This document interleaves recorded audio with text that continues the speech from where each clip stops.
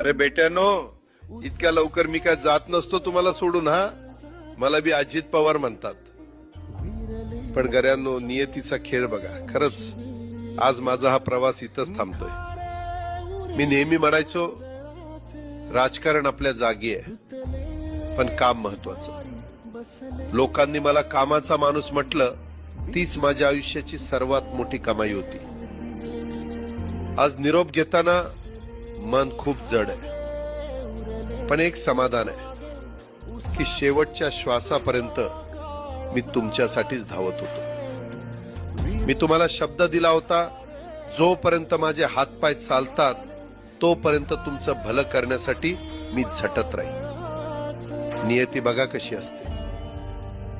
आज माझ्या हक्काच्या बारामतीच्या मातीत तुमच्या सेवेसाठी येत असतानाच माझे हातपाय कायमचे विसावले.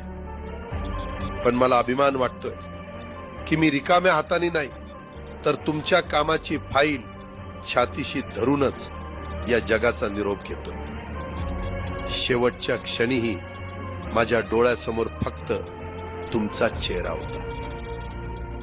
माझा स्वभाव थोडा रोखठोक होता.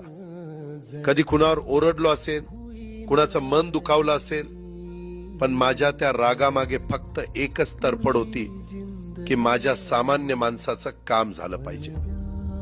सत्तेसाठी नाही, तर तुमच्या हक्कासाठी मी नेहमीच दादा म्हणून उभा राहिलो.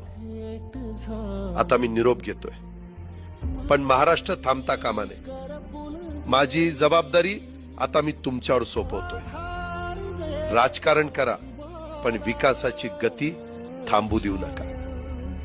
जाता जाता माझ्या शैलीत डोळे पुसून शेवटचं सांगतो, आता रडत बसू नका. उठा आणि कामाला लागा. माझा महाराष्ट्र आपल्याला अजून खूप पुढे न्यायचा आहे. तुमचाच कामाचा माणूस अजितदादा पवार. सुटले धागे उरले माग उसा